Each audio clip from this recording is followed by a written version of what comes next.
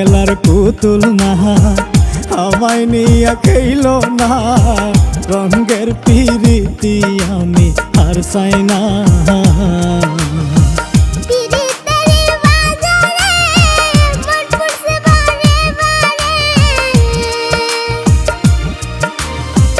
পিরিতের বাজারে